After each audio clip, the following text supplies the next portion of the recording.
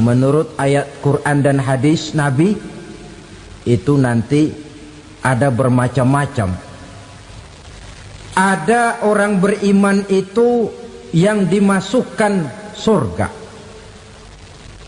Ada orang beriman itu yang dimasukkan ke dalam surga. Ada orang beriman itu yang disebut penduduk surga. Kenapa lain-lain, Pak? Karena waktu di dunia amalannya juga lain-lain. Ada orang beriman yang masuk surga.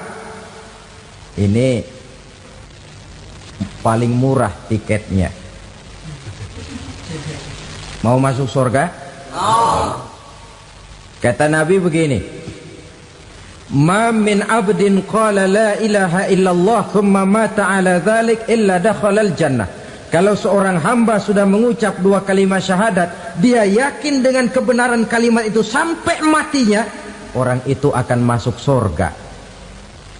Abi Dzar yang waktu itu diajak bicara heran, ya Rasul kok gampang betul? Iya. Walaupun orang itu mencuri, iya. Walaupun orang itu berzina, iya. Biar dia mencuri, biar dia berzina, kalau dia sudah mengucap dua kalimat syahadat, dia yakin dengan kebenaran kalimat itu sampai matinya, itu orang akan masuk surga. Jadi masuk surga cukup dua kalimat syahadat, yakin sampai mati, masuk surga. Itu perkara masuk. Tapi kalau pertanyaannya diterusin, masuknya kapan, Pak?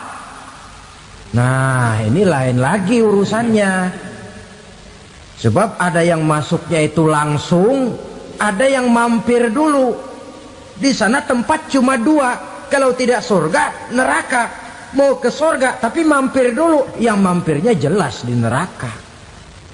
Kenapa? Dalam hadis qudsi ada riwayat, nanti itu di akhirat, setelah Allah selesai mengatur penduduk surga masuk surga, yang neraka masuk neraka, Allah berkata kepada malaikat Malik, malaikat Malik, labaik ya Allah, itu bajingan-bajingan tengik, manusia-manusia durjana yang waktu di dunia tidak mau sujud, jauh dari ulama, gemar melakukan yang munkarat dan maksiat, hidup di tengah masyarakat selalu jadi bibit keonaran, kufur, sudah masuk neraka semua.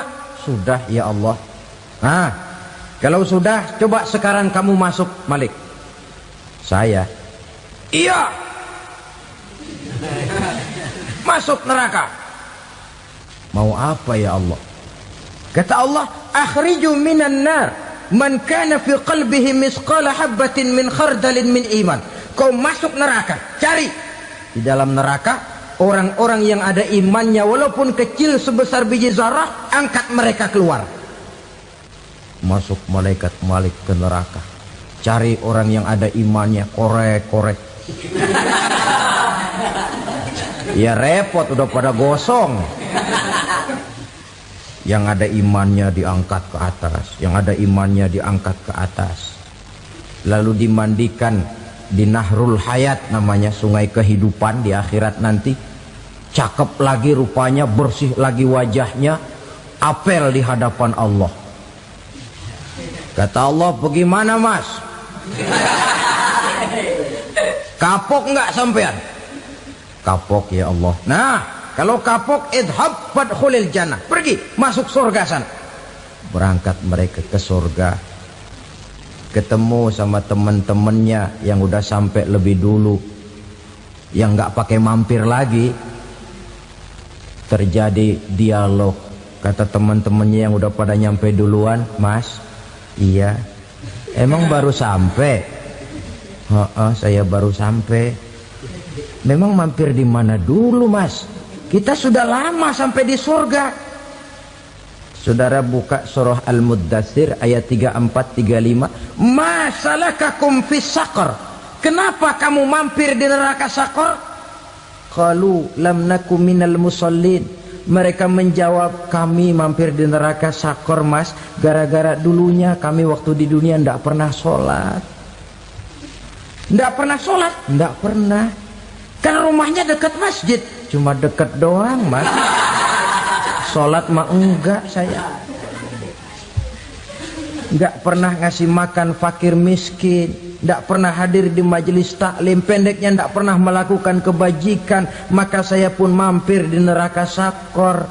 Untung betul saya punya iman mas sedikit. Waktu hidup di dunia dulu saya pernah mengucap 2 kalimat syahadat, sekali-kalinya waktu mau kawin. Masya Allah. Untung saja kawin, kalau nggak kawin polos.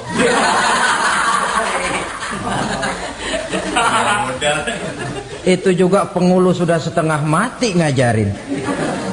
Asyhadu alla, asyaduaan, asyaduaan.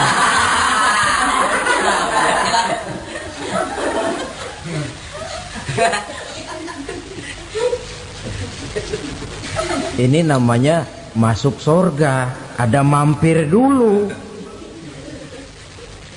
Ada pula orang mukmin itu yang dimasukkan surga. Namanya dimasukkan kan terima beres.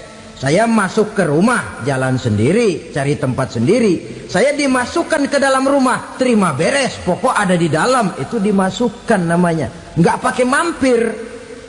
Tapi tentu tiketnya lebih mahal ketimbang yang pertama tadi. Apa kata Allah? Innal ladzina amanu wa 'amilus shalihat la ukaffiranna 'anhum sayyi'atihim wa la udkhilannahum jannah. Sesungguhnya orang-orang yang beriman kemudian beramal soleh, kami hapuskan segala dosa dan kesalahannya, kami masukkan mereka ke dalam surga. Lihat ayatnya. Allah yang memasukkan, kita yang dimasukkan. Tidak pakai transit, tidak usah mampir. Cuma tidak cukup syahadat, tidak cukup amanu, tapi diiringi dengan wa'amilus salih. Iman, amal. Tidak cukup syahadat, lalu dibuktikan dia sholat, dia zakat, puasa, lalu dia melakukan berbagai macam kebajikan. Ini yang menyebabkan dia tidak pakai mampir di tempat yang bernama sakor. Lalu ada pula orang mukmin itu yang disebut penduduk sorga. Wah, ini sudah VIP ini. Ashabul jannah, penduduk sorga. Siapa mereka? Kata Allah, innal ladzina amanu summa istaqamu fala khaufun alaihim wala hum yahzanun ulaika ashabul jannah hum fiha khalidun. Sesungguhnya orang-orang yang beriman lalu istiqamah, tetap dalam melaksanakan perintah Allah, tidak goyah, tidak labil tapi stabil, istiqamah, mereka tidak takut dan tidak bersedih hati. Merekalah penduduk surga. Iman, istiqamah. Tidak punya duit, sembahyang. Banyak duit, sembahyang. Miskin, sembahyang. Kaya, tetap sembahyang. Istiqamah. Kadang orang kalau susah rajin ke masjid, banyak duitnya ngelihat masjid melengos. Waktu miskin hamba Allah, setelah kaya jadi hamba harta. Bergeser, tidak ada nilai istiqomahnya. Saudara-saudara, dengan begitu penduduk neraka itu dua. Ada penduduk permanen, ada penduduk yang semi permanen. Yang semi permanen orang-orang beriman yang mempunyai dosa besar. Mereka masuk ke neraka untuk menerima azab sesuai dengan dosanya. Bila selesai masa azab itu, mereka akan diangkat untuk ditempatkan kembali ke dalam surganya Allah Subhanahu wa ta'ala. Nah, dikala itulah saudara-saudara, ada yang disebut syafaat dari Rasulullah Sallallahu Alaihi Wasallam. Tapi tentu jangan lupa, syafaat ini ibarat kain menambal dia. Kita punya kain bolong-bolong sedikit, syafaat yang menambal. Solat kita ada kurang dikit, sedekah kita ada campur riak dikit, amalan kita ada tidak karena Allah dikit. Kita berharap syafaat. Jadi biarlah kain masih bolong-bolong, yang penting punya kain. Tapi kalau kainnya tidak ada, yang ditambal apanya? Sholat tidak, puasa tidak, zakat tidak, berharap syafaat saja. Ya, terlalu berlebihan itu.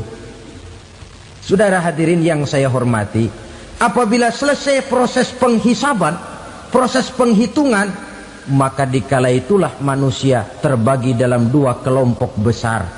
Fariqun fil jannah wa fariqun fis sa'ir. Sekelompok orang-orang beruntung yang masuk ke dalam surga, dan sekelompok lagi masuk ke dalam neraka. Ibu-ibu, saudara-saudara kaum muslimin rahimakumullah, pada pertemuan yang lalu sudah saya jelaskan bahwa hidup selalu berakhir dengan kematian. Apabila datang kematian menimpa seseorang, datanglah kiamat baginya. Itu yang disebut dengan kiamat kecil. Hakikatnya mati adalah perpindahan dari kehidupan di dunia ini menuju kehidupan di alam barzakh. Menunggu kita di alam barzakh sampai datangnya saat kiamat. Entah 10 tahun, entah 100 tahun, entah 1000 tahun, hanya Allah saja yang maha tahu. Adapun orang-orang beriman yang melakukan amal kebajikan dalam kehidupan di dunia ini, masa penantian yang lama di alam barzakh buat mereka sebentar saja. Tetapi bagi orang-orang kafir yang ingkar, yang tidak beriman kepada Allah, yang hidup di dunia cuma menumpuk-numpuk dosa, tentu penantian di alam barzakh akan merupakan waktu yang sangat lama. Bukankah dalam kehidupan kita waktu itu memang relatif? Contoh misalnya, bagi pemuda-pemudi yang sedang duduk asyik memadu cinta, waktu 4-5 jam saja rasanya cuma 4-5 menit. Tenggelam oleh keasikan.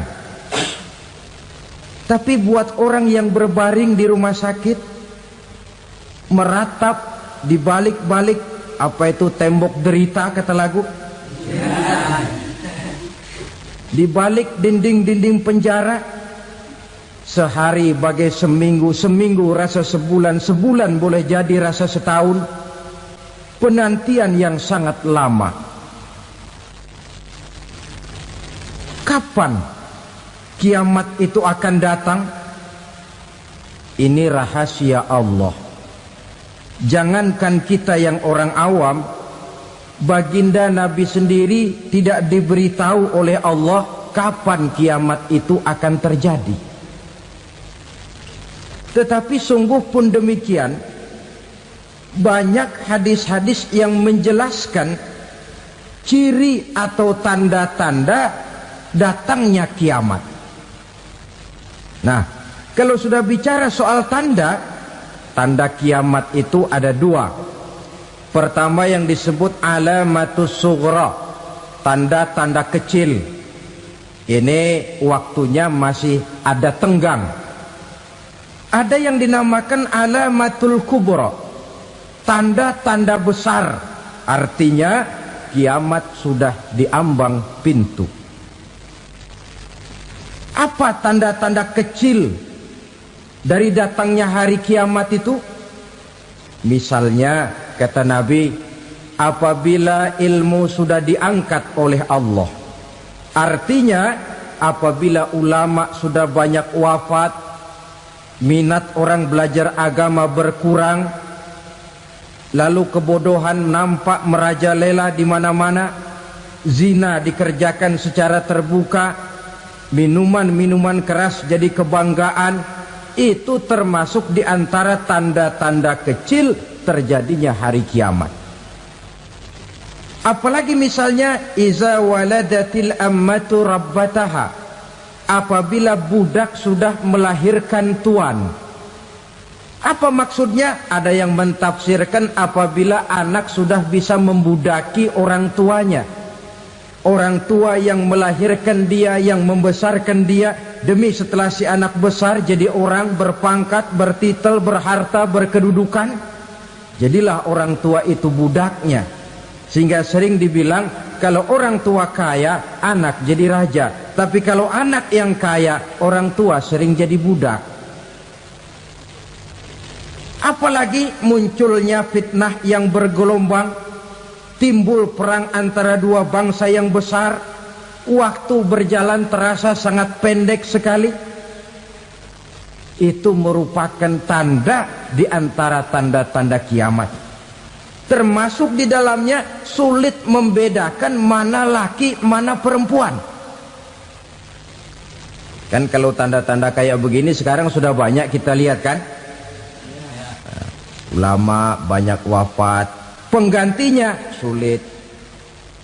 Zina dikerjakan berterang-terangan, minuman keras jadi kebanggaan, banyak anak membudaki orang tuanya, sulit membedakan mana laki mana perempuan. Kadang-kadang dari belakang kita lihat perempuan bener, begitu kita colek nengok jenggotan.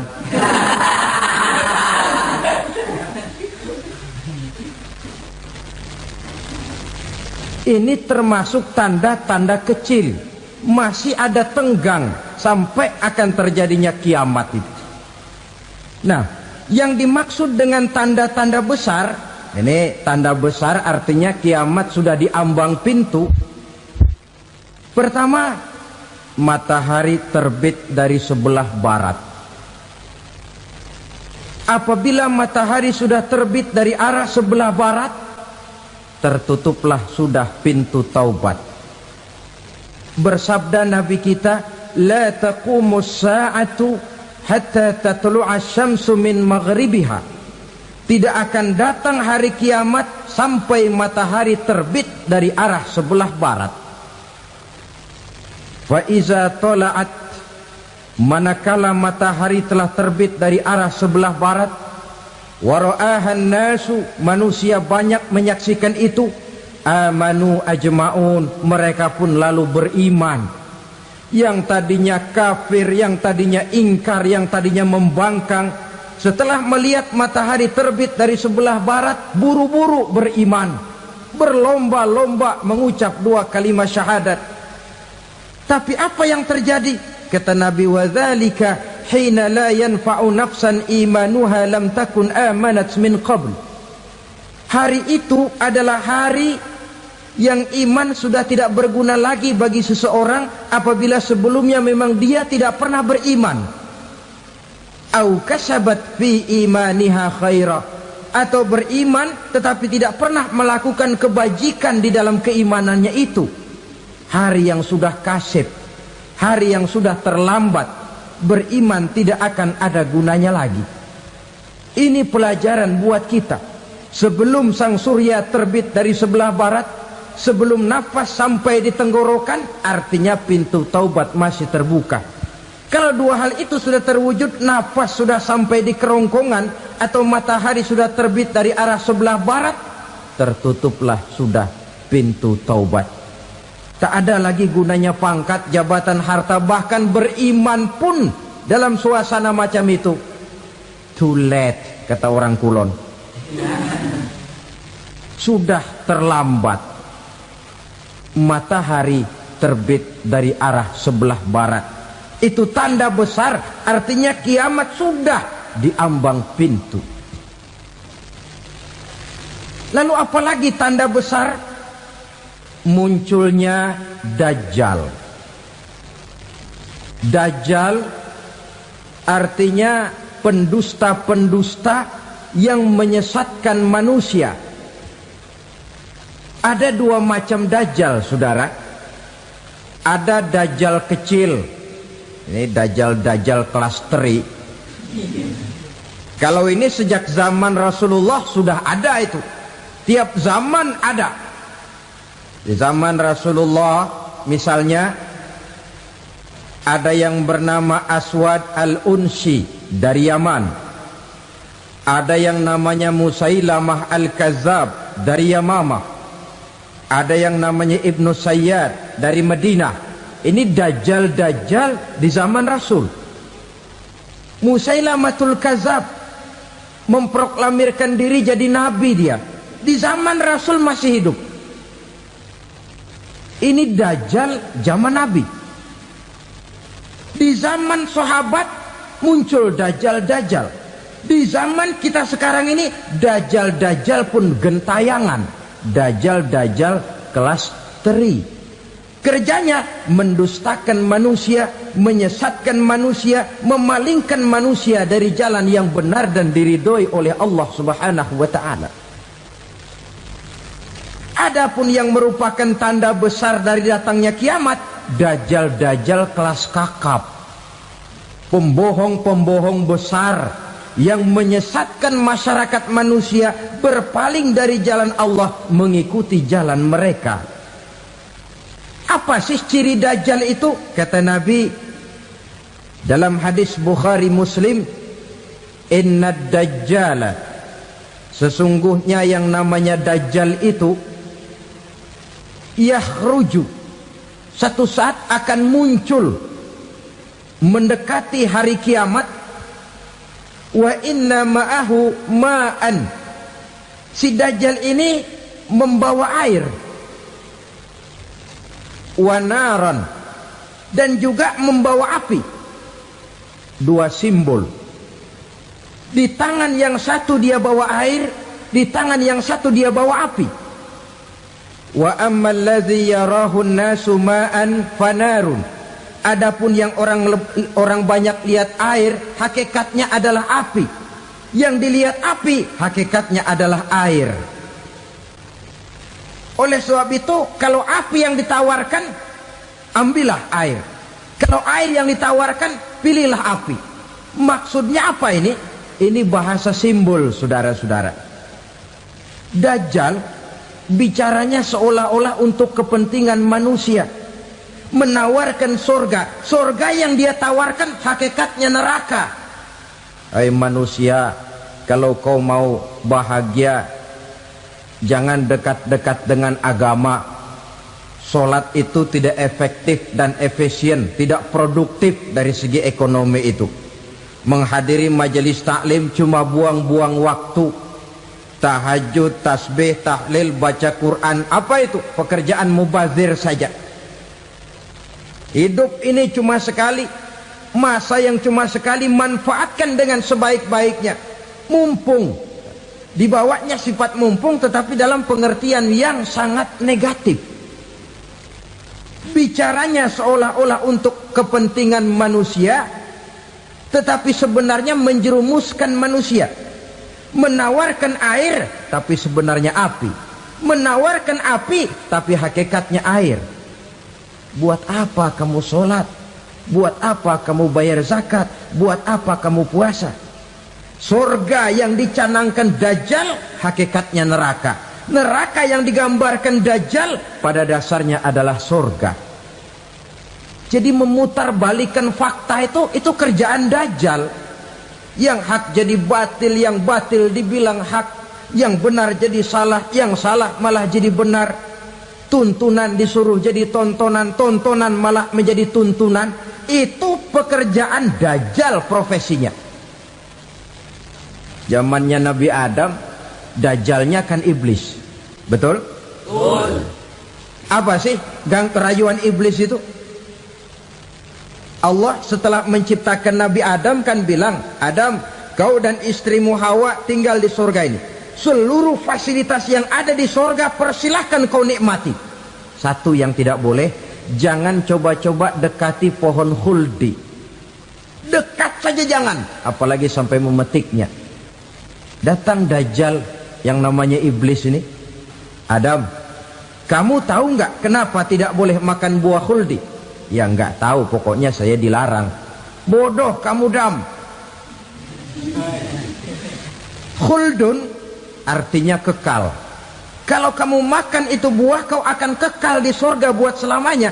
Allah tidak kepengen, maka dilarang kamu makan buah khuldi. Kalau kau ingin kekal di surga Adam, makan saja. Saya bicara begini ini untuk kepentingan kamu Adam. Ini kan ciri-ciri Dajjal. Bicaranya sih seolah-olah untuk kepentingan Nabi Adam, hakikat sebenarnya menjerumuskan Nabi Adam supaya ingkar dan melanggar larangan dari Allah Subhanahu wa ta'ala. Jadi setelah muncul Dajjal, timbul kekacauan-kekacauan di masyarakat. Banyak yang terpengaruh, terpedaya dan terpesona. Termasuk mereka yang memproklamirkan diri jadi nabi, mereka yang memproklamirkan diri jadi rasul di zaman sesudah Rasulullah wafat. Itu adalah Dajjal. Maka saya ingatkan, kalau di zaman kita sekarang ini ada orang ngaku jadi nabi, ada orang ngaku jadi rasul, biar bahasa Arabnya kental, Quran hafal, hadis ribuan hadis hafal, biar pakai serban sampai menyengser ke tanah, bahasa Arabnya fasih, tapi dia mengaku jadi nabi, jadi rasul, kita umat Islam wajib tidak percaya. Wajib untuk tidak percaya.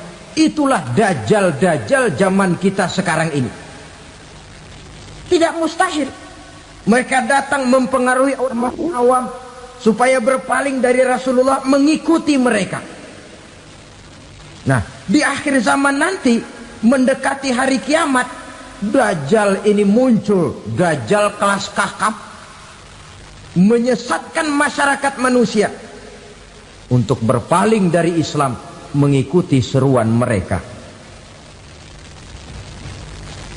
Apalagi di antara datangnya kiamat itu, tanda yang besar itu, turunnya Nabiullah Isa Al-Masih, putra Maryam.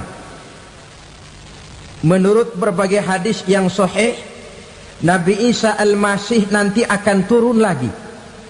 Tidak membawa risalah yang baru, tapi meluruskan risalah Islam ini yang telah banyak ditinggalkan oleh masyarakat.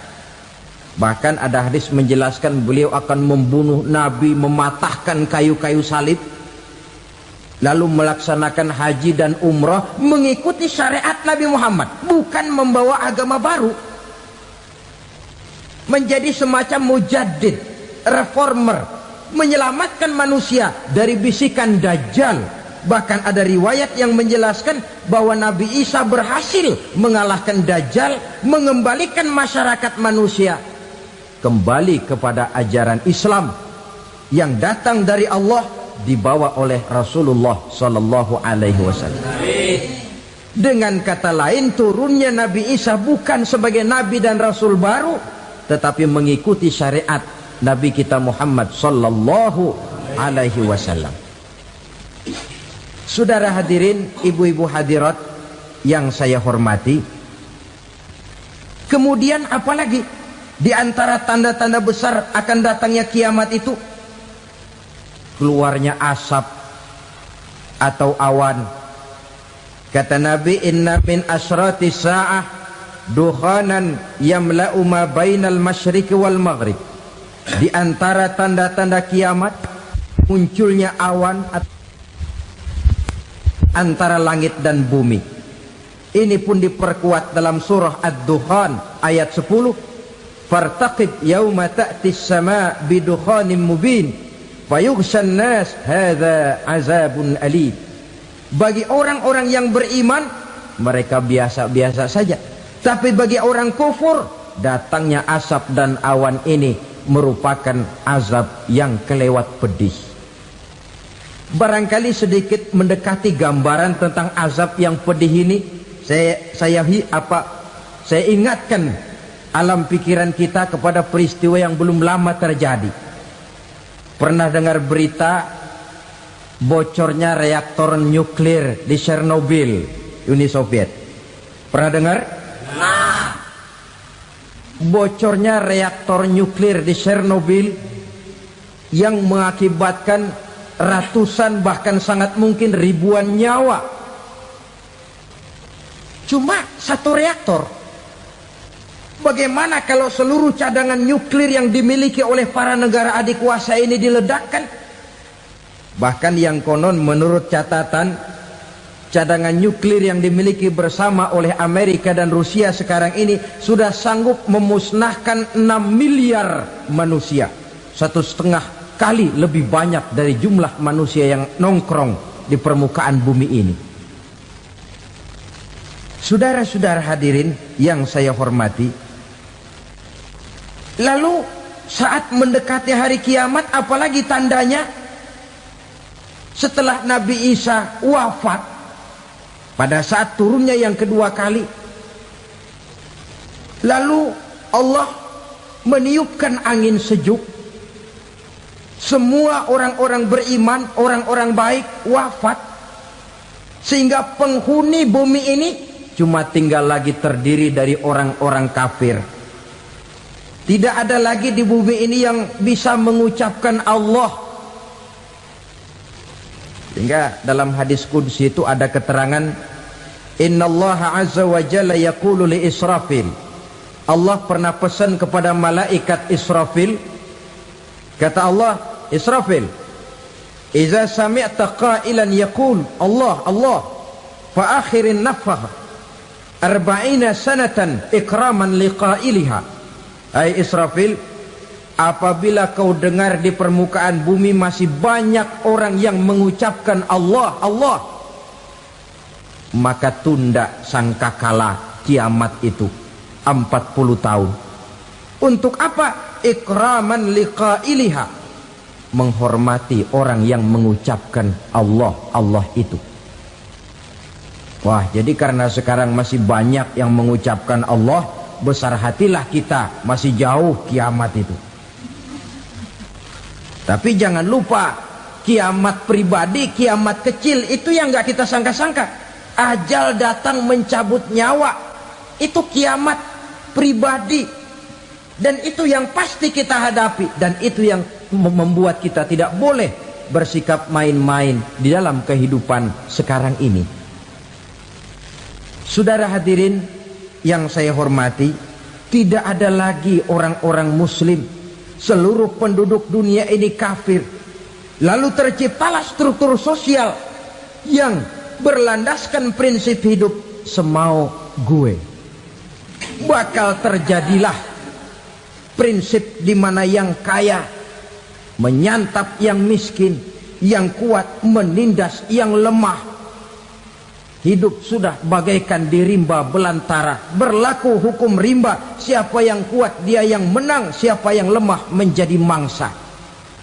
Timbul kekacauan, maksiat merajalela, munkarat menjadi-jadi, sehingga isi bumi ini penuh dengan segala macam perbuatan dosa. Tidak ada perlunya lagi alam diperpanjang temponya. Datang saat yang sudah dijanjikan oleh Allah Azza wa Jalla, maka terjadilah yang disebut kiamat kubra, kiamat besar, kiamat ancur-ancuran. Bagaimana kejadian ini dimulai? Dalam surah Az-Zumar ayat 68, Allah Subhanahu wa taala berfirman, wa nufikha fis-suri fasa'iqa man fis samawati wa man fil ardi illa man sya'allahu. Maka manakala ditiuplah sangkakala, terkejutlah seluruh yang ada di langit dan seluruh yang ada di bumi. Bila saat kiamat datang, Allah perintah malaikat Israfil, Israfil, tiup sangkakalamu.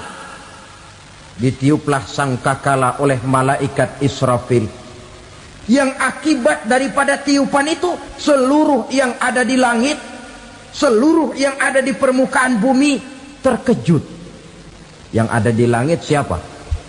Malaikat kan.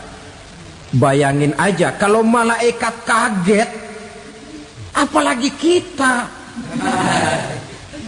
Terkejut seluruh makhluk yang ada di bumi, yang ada di langit mendengar suara sangkakala itu.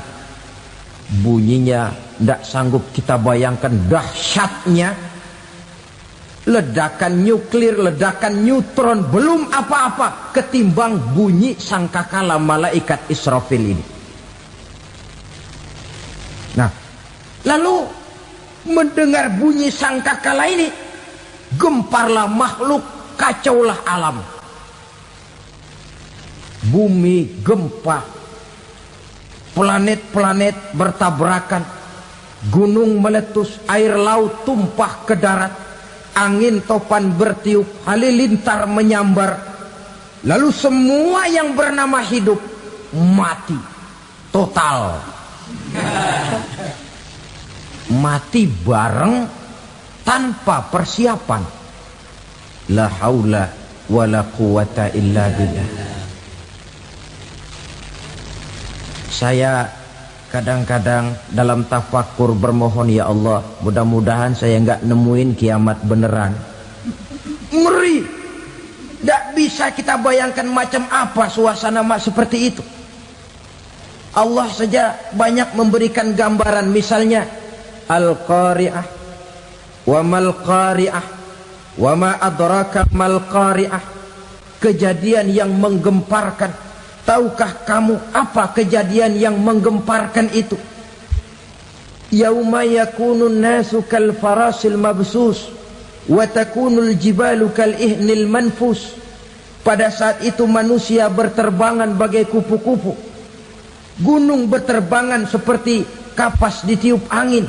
Gunung saja macam kapas, konon lagi manusia.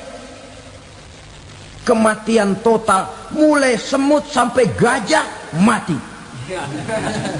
jin mati, iblis mati, malaikat mati. Malaikat saja mati. Saudara hadirin yang saya hormati, kematian total yang tanpa persiapan. Orang bilang, Pak, kalau mati bareng begitu yang repot malaikat maut dong ya. Cabut sana, cabut sini. Itu kalau menurut logika kita, mestinya begitu menurut logika. Tapi logika juga yang nggak perlu serepot itu. Sebab untuk mematikan listrik di wilayah DKI, di wilayah Jakarta, nggak perlu tiap rumah didatengin, matiin, ya lama. Cukup dari kantor pusatnya saja PLN tekan satu tombol, gelaplah seluruh Jakarta. Saudara hadirin yang saya hormati, kematian total.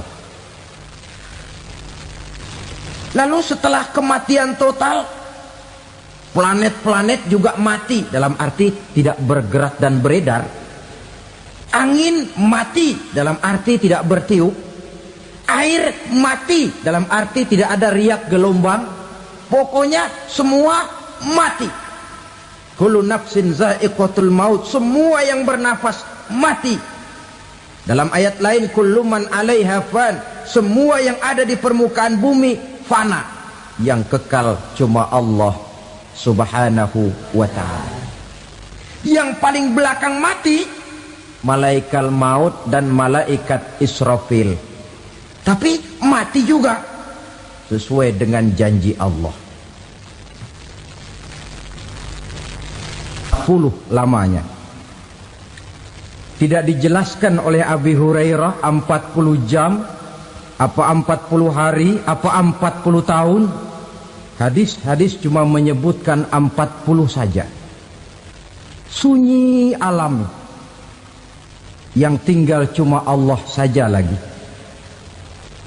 Ketika itu Allah berseru-seru, katanya, limanil mulkul yauma. Siapa para penguasa hari ini? Mana itu raja-raja dan penguasa yang dulu mengaku jadi Tuhan? Fir'aun. Mana Fir'aun sekarang? Yang dulu jadi raja, merasa berhasil, sombong, lalu tidak mau turun-turun dari kekuasaannya, sampai kepada puncak kekurang ajarannya mengangkat diri jadi Tuhan. Mana itu Fir'aun? Namrus. Mana sekarang Namrus? La ilaha illa ana. Ternyata tidak ada Tuhan lain selain daripada aku, kata Allah. Proses kemudian, saudara-saudara, turunlah hujan dari langit. 40 lamanya hujan itu. Tidak jelas juga 40 jam apa 40 hari. Setelah air turun membasahi, datanglah tiupan sangkakala yang kedua. Semua yang bernama mati bangkit dari kuburnya masing-masing. Ini yang disebut Yaumul Ba'thi, hari kebangkitan. Allahu Akbar. Pada saat kita bangkit dari kubur kita masing-masing, kumpul di padang mahsyar namanya. Bayangin aja, saya sendiri nggak sanggup bayangin. Manusia sejak zaman Adam sampai zaman kiamat kumpul bareng di tempat sama. Berapa banyaknya itu?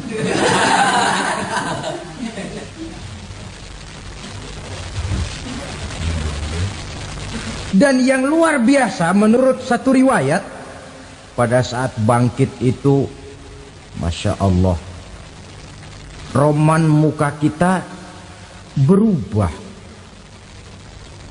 disesuaikan dengan amalan kita waktu di dunia ini. Barang siapa yang waktu di dunia amalannya itu amalan tikus, di akhirat nanti dia bangkit dari kubur, mukanya seperti muka tikus. Gagah betul badannya, tapi mukanya seperti tikus. Kenapa? Amalannya waktu di dunia seperti amalan tikus. Apa amalan tikus itu? Suka ngegeragoti barang yang sudah disimpan rapi-rapi. Orang sudah simpan uang rapi-rapi, simpan perhiasan rapi-rapi, digeragoti oleh tikus. Maling-maling, pencoleng-pencoleng, koruptor-koruptor. Itu nanti di akhirat nanti kita lihat mukanya seperti muka tikus. Oh ini waktu di dunia suka nyolong, mukanya seperti muka tikus. Barang siapa yang waktu di dunia ini amalannya itu amalan macan, dia akan bangkit nanti mukanya seperti muka macan. Apa amalan macan? Macan itu amalannya menang-menangan. Orang yang mau menang saja nggak mau mengalah. Coba lihat di hutan. Kenal hutan nggak? Di hutan, raja hutan di mana-mana pasti macan. Betul kan? Betul. Padahal hutan belum pernah bikin pemilihan umum. Tapi macan tidak peduli ada pemilihan umum apa tidak, pokok saya raja. Sebab apa? Macan jadi raja itu bukan karena benar, tapi karena kuat jadi raja. Setelah dia jadi raja, rakyat hutan yang mesti dilindungi malah dimakan oleh raja macan. Kambing rakyat hutan dimakan oleh macan. Ayam rakyat hutan dimakan oleh macan. Itu nanti kita lihat di akhirat itu mukanya seperti muka macan, gagah betul. Lalu barang siapa yang di dunia ini amalannya itu seperti amalan anjing, nanti dia punya muka seperti muka anjing. Apa amalan anjing? Pertama, anjing itu kalau disuruh jaga rumah, dia tidak bisa membedakan mana maling, mana tamu. Biar yang datang maling, kalau bawa tulang, anjing kalem. Yang kedua, anjing itu akan setia kepada siapa saja yang memberinya roti. Siapa yang memberinya roti, itulah majikannya. Apa kata majikannya pasti dia laksanakan. Soal benar atau salah dia tidak peduli. Setelah anjing dapat roti, dia tidak punya pilihan lain kecuali bilang, abdi mah kumaha juragan wae ayeuna mah.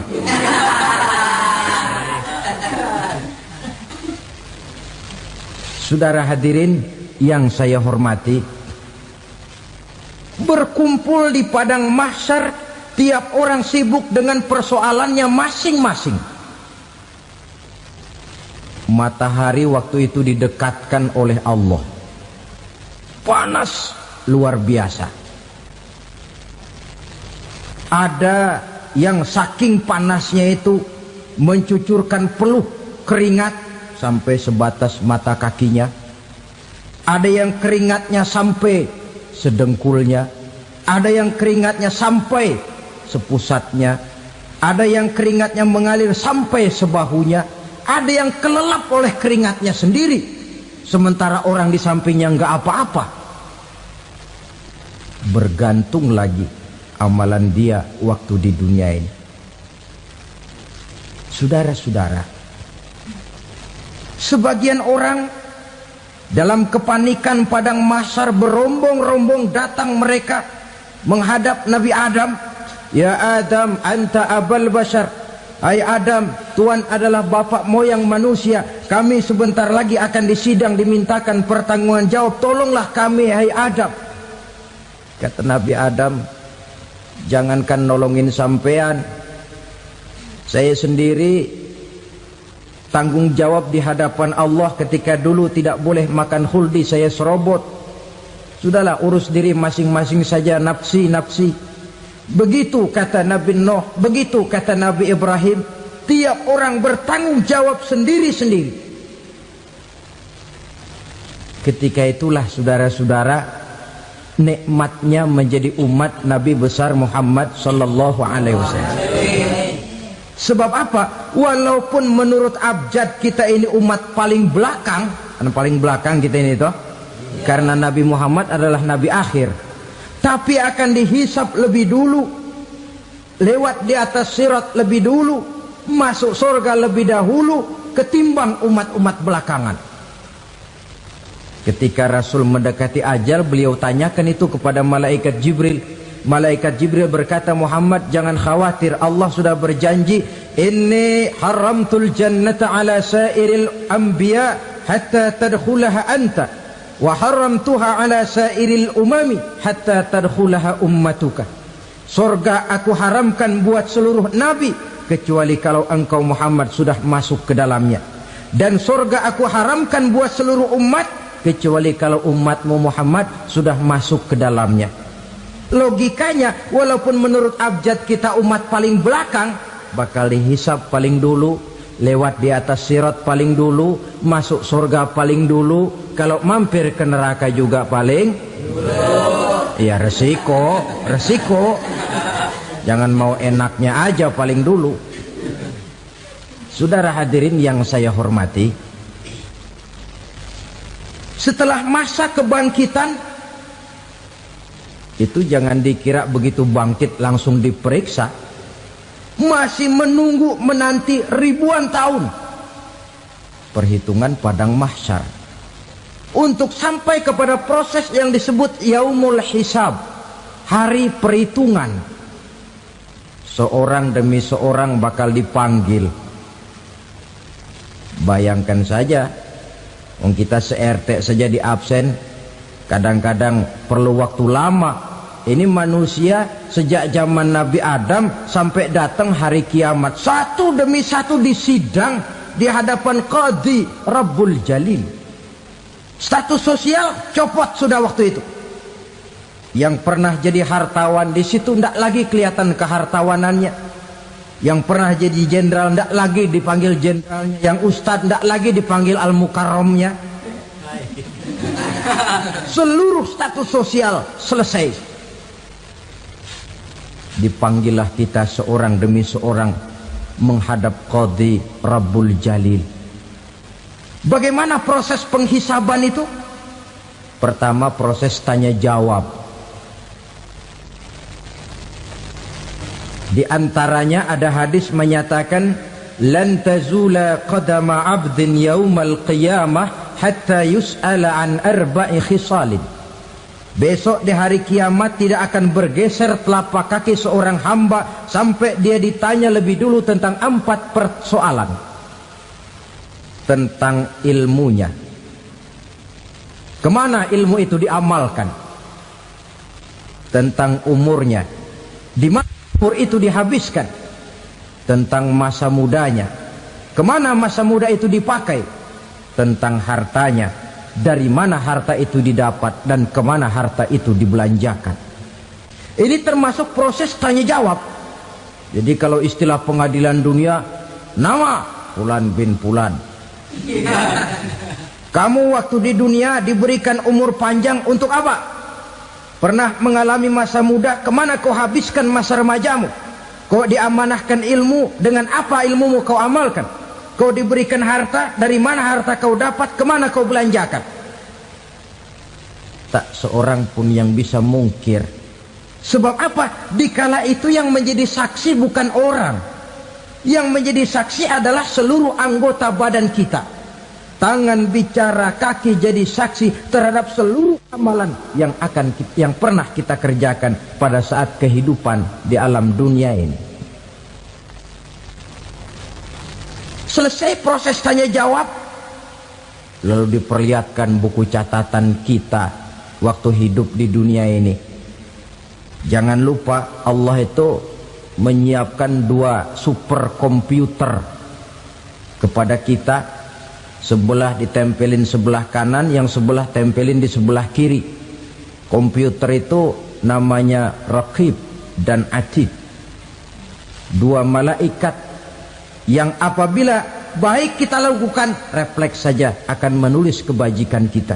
Jahat kita kerjakan akan tertulis. Catatan itu nanti diperlihatkan kepada kita. Waduh, alangkah malunya pada saat diperlihatkan catatan kita, buku rapot kita merah melulu. Barangkali diperiksa sambil diomelin, brengsek lo. Buku merah melulu begini bagaimana waktu hidup di dunia?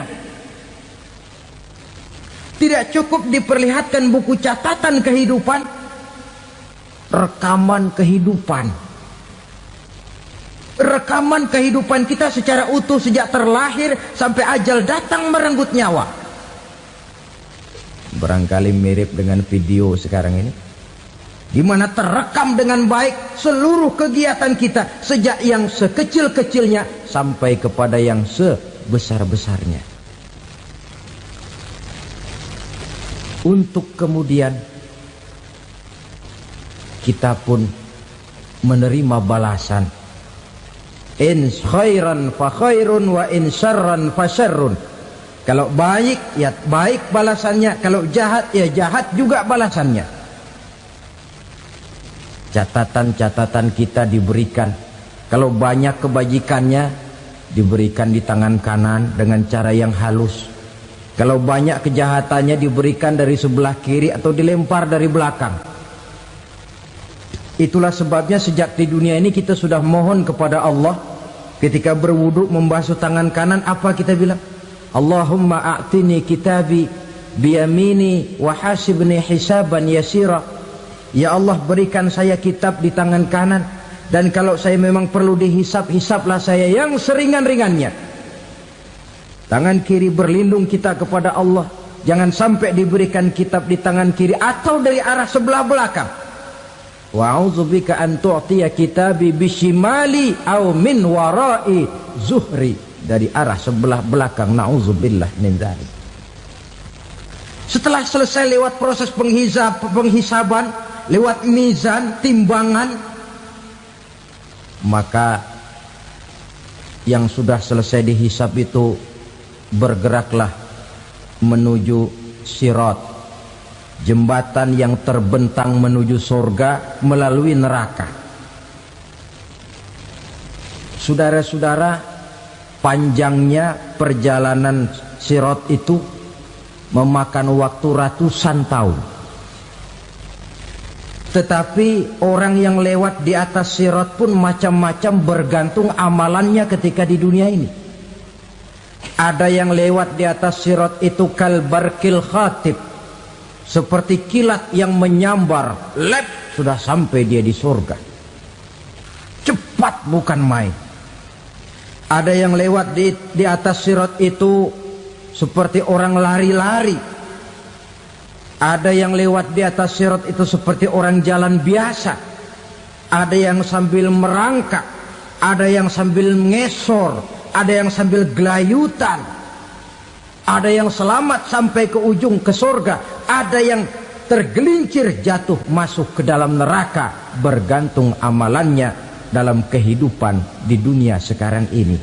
Tiap kita akan melewati yang namanya sirat ini. Saudara-saudara kaum muslimin yang saya hormati, dengan demikian mereka yang selamat melalui sirat sampai ke terminal akhir surga, mereka yang ketika dihisab ternyata banyak kejahatannya daripada kebaikannya, mereka singgah di dalam neraka. Nah, adapun orang-orang yang beriman menurut ayat Quran dan hadis Nabi itu nanti ada bermacam-macam. Ada orang beriman itu yang dimasukkan surga. Ada orang beriman itu yang dimasukkan ke dalam surga. Ada orang beriman itu yang disebut penduduk surga. Kenapa lain-lain, Pak? Karena waktu di dunia amalannya juga lain-lain. Ada orang beriman yang masuk surga. Ini paling murah tiketnya. Mau masuk surga? Kata Nabi begini, ma min abdin qala la ilaha illallah thumma mata ala dhalik illa dakhalal jannah. Kalau seorang hamba sudah mengucap dua kalimat syahadat, dia yakin dengan kebenaran kalimat itu sampai matinya, orang itu akan masuk surga.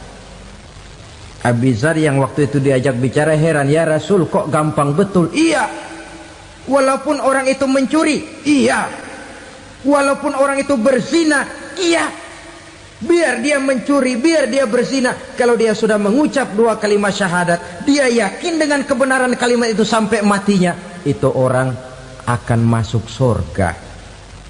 Jadi masuk surga cukup dua kalimat syahadat, yakin sampai mati, masuk surga. Itu perkara masuk. Tapi kalau pertanyaannya diterusin, masuknya kapan, Pak? Nah, ini lain lagi urusannya. Sebab ada yang masuknya itu langsung, ada yang mampir dulu. Di sana tempat cuma dua, kalau tidak surga, neraka. Mau ke surga tapi mampir dulu, yang mampirnya jelas di neraka.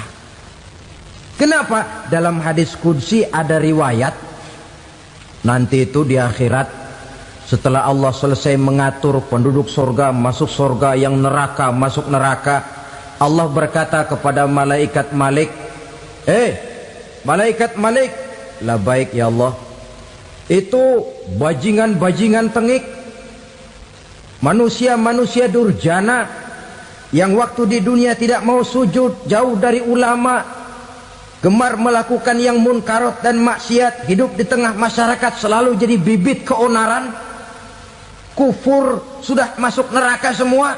Sudah ya Allah. Nah, kalau sudah, coba sekarang kamu masuk, Malik. Saya, iya,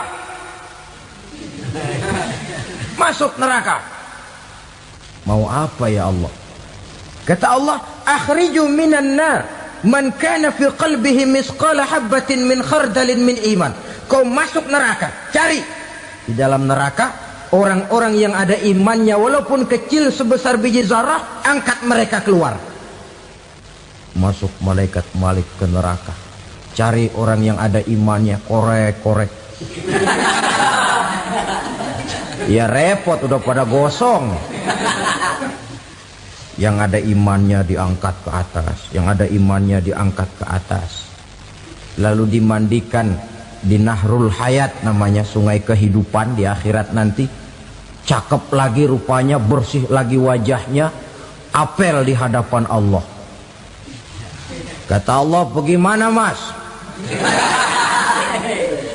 Kapok nggak sampean? Kapok ya Allah. Nah, kalau kapok, idhab fadkhulil jannah, pergi masuk surga sana. Berangkat mereka ke surga. ketemu sama teman-temannya yang udah sampai lebih dulu, yang nggak pakai mampir lagi. Terjadi dialog. Kata teman-temannya yang udah pada nyampe duluan, "Mas, iya, emang baru sampai?" Saya baru sampai." "Memang mampir di mana dulu, Mas? Kita sudah lama sampai di surga." Saudara buka surah Al-Muddatsir ayat 34-35. "Ma salakakum fis saqar?" Kenapa kamu mampir di neraka Saqar? Qalu lam nakum minal musallin. Mereka menjawab, "Kami mampir di neraka Saqar, Mas, gara-gara dulunya kami waktu di dunia tidak pernah sholat." Tidak pernah sholat? Tidak pernah. Kan rumahnya dekat masjid. Cuma dekat doang, Mas. Sholat mah enggak saya. Enggak pernah ngasih makan fakir miskin. Tidak pernah hadir di majelis taklim. Pendeknya tidak pernah melakukan kebajikan. Maka saya pun mampir di neraka Saqar. Untung betul saya punya iman, Mas, sedikit. Waktu hidup di dunia dulu saya pernah mengucap 2 kalimat syahadat. Sekali-kalinya waktu mau kawin. Masya Allah. Untung saja kawin. Kalau nggak kawin polos.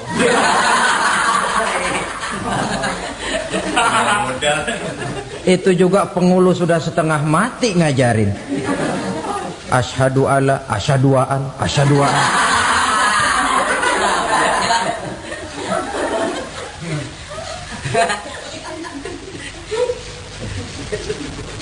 Ini namanya masuk surga. Ada mampir dulu.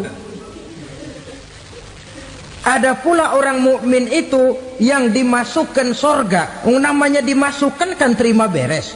Saya masuk ke rumah, jalan sendiri, cari tempat sendiri. Saya dimasukkan ke dalam rumah, terima beres. Pokok ada di dalam, itu dimasukkan namanya. Nggak pakai mampir. Tapi tentu tiketnya lebih mahal ketimbang yang pertama tadi. Apa kata Allah?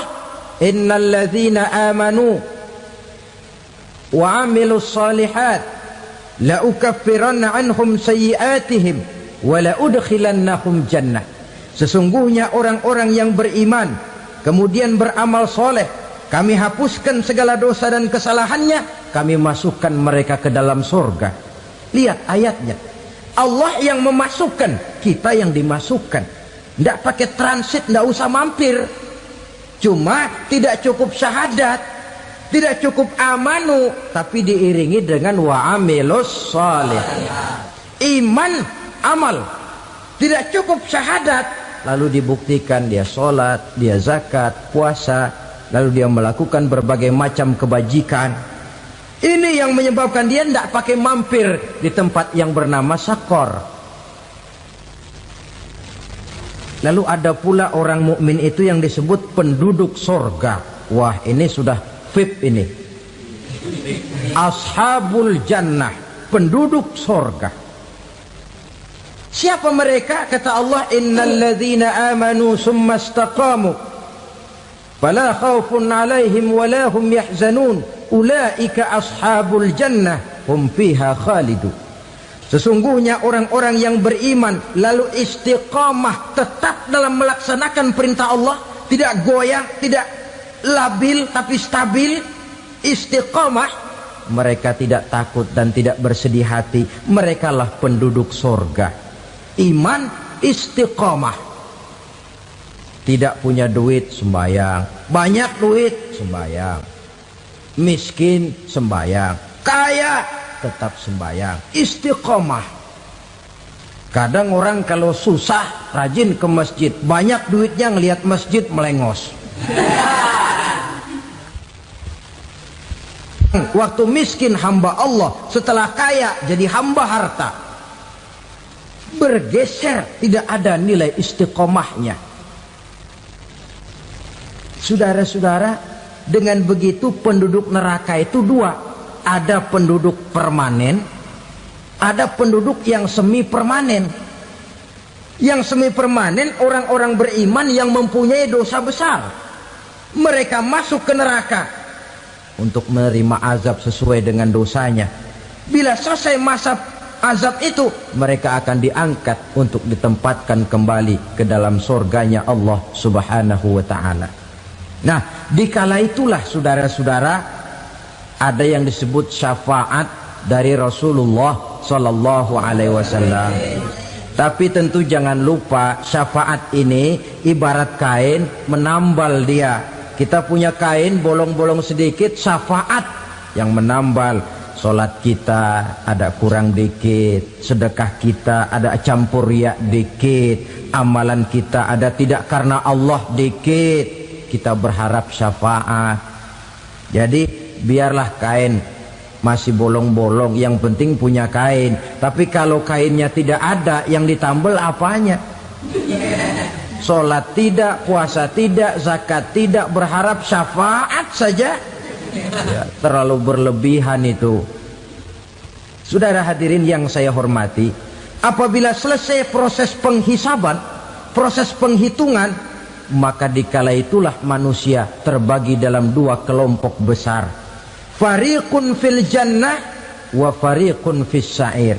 Sekelompok orang-orang beruntung yang masuk ke dalam surga, dan sekelompok lagi masuk ke dalam neraka. 7 macam perkara yang merusak akidah dan keimanan, merusak amal perbuatan yang sudah kita kerjakan, merusak sendi-sendi kehidupan sosial, pendek kata merusak segala hal di dalam kehidupan kita.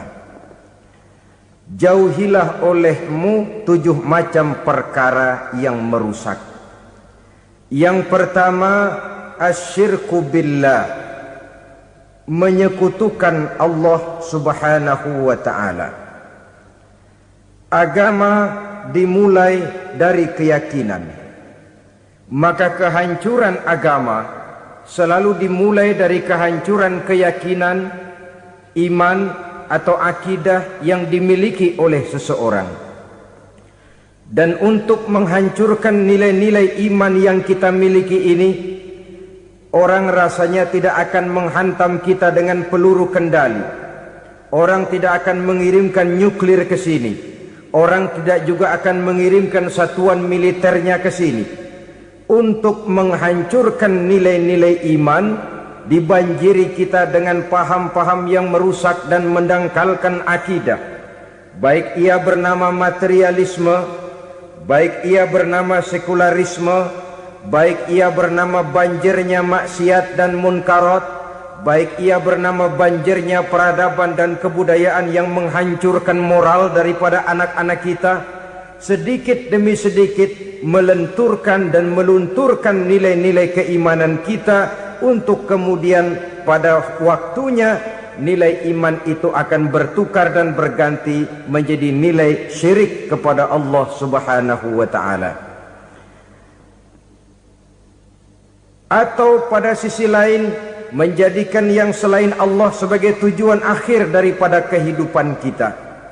Sedangkan kita sama-sama maklum bahwa di dalam pandangan agama Islam, dosa yang tidak berampun, dosa yang terbesar, termasuk dalam kategori bapak moyangnya dosa, tidak lain adalah syirik, yakni menyekutukan Allah Subhanahu wa ta'ala. Pola penghancuran iman ini memang berstrategi. Ditawarkan kita kepada paham materialisme, paham kebendaan, di mana otak menempati urutan sebagai ranking pertama, Tuhan jatuh pada urutan kedua. Lalu menyusul kepada paham sekularisme, Allah dipisahkan dari seluruh kegiatan hidup ini, untuk pada gilirannya menjadikan yang selain Allah sebagai tujuan akhir daripada seluruh kegiatan hidup kita. Oleh karenanya, kewajiban menjaga nilai-nilai iman ini merupakan kewajiban yang mulia tetapi berat, tidak hanya untuk kita, tetapi juga bagaimana mewariskannya kepada anak-anak kita, generasi yang akan datang.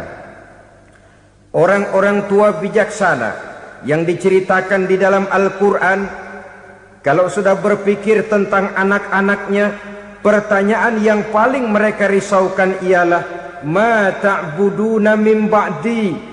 Anakku, kalau pada satu saat aku, ayahmu sudah tidak ada lagi di dunia ini, meninggalkan kamu semua, ma ta'buduna min ba'di, apa yang akan kamu sembah nak?